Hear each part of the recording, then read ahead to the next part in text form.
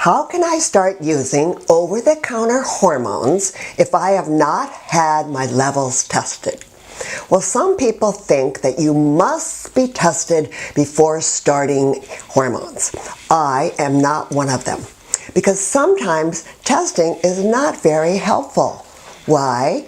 Because your hormones fluctuate so much during perimenopause that the results don't really give the true picture. You can begin progesterone without testing. Then you can go by your symptoms to adjust your dose. Testing gets expensive, then you can't afford it, and then you quit, and then you lose the benefits of the progesterone. Women's hormones can change day to day and even month to month. Symptoms are the real measurement of what is going on with your hormones. If you're using an over-the-counter product, as I do, you can find the level that gives you the most relief. When I asked other doctors about hormone panels, many said that they defer testing, preferring instead to inquire about symptoms because testing is very expensive, will not give me much data besides the woman is in menopause or she has low hormone levels. Now, the reason so many women become very militant about checking their levels is that they feel awful and they want help, and they've become accustomed to being tested for everything. We take that experience with us when we enter this often difficult time of menopause. So consequently, you may end up spending $100 to $600 for blood tests and not know much more than what your hormones were doing that particular day. So here is Barbara's point of view. Without testing, you can simply begin using the natural over-the-counter progesterone according to the directions for menstruating or non-menstruating women. The strength of 40 milligrams per day is what your body normally makes since puberty.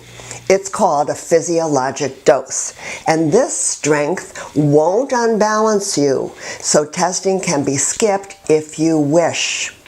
I have used progesterone for over 30 years, and I was offered free testing 2 times.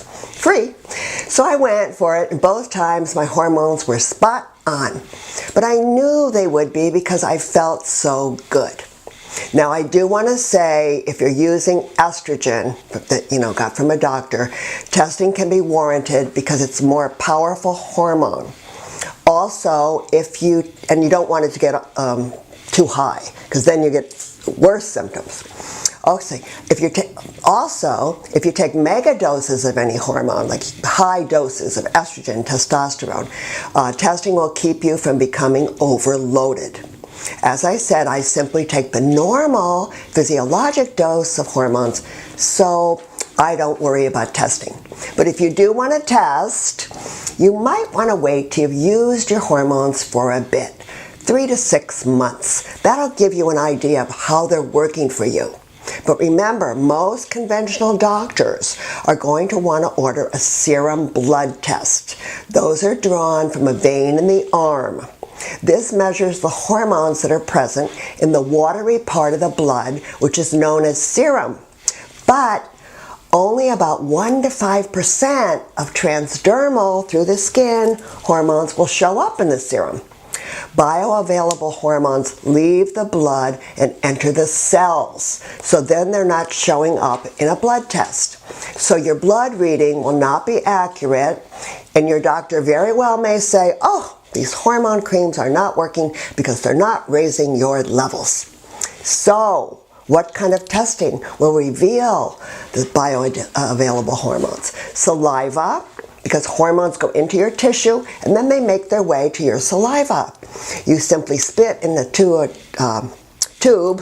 I don't know if there's another word for spit. I was just grasping for one, but you spit into the tube and then you collect the specimen and send it back. This test can be mailed right to your home. The next option can also be mailed to your home. That's capillary blood spot, because bioavailable hormones show up in the capillaries. You just prick your finger and you swipe it on a little absorbent paper. Easy, doesn't even hurt, and then you send that back. And the third option is urine. But you have to collect your urine for a 24-hour period. It sounds a little inconvenient to me. I wouldn't want to do it. If you're just using progesterone, it's almost impossible to overuse it, so don't get worried. Incidentally, I wanted to tell you this. I had one woman spent $450 on her tests, and her doctor diligently read the tests, and then he looked at her and said, "Jane, you're in menopause." Well, oh gosh, she already knew this. Her periods had stopped over a year ago. She said, "Wow, how's that for a waste of money?" In her case, yes, it was. So, in conclusion, I believe many women could save a lot of money on testing and just go by their symptoms. Again, that's my opinion. If you like testing, go for it. Okay, so to recap, if you're using your transdermals, you want to be tested: saliva, blood spot, or urine. If you're using nothing, or you're using synthetic hormones, then blood will give you a proper baseline result. But I hope that is not you. Nothing? Synthetics? Oh, if this is you, email me and I'll send you the remarkable benefits of bioidentical hormones. I am your advocate. If you have insurance, okay, bring on the testing.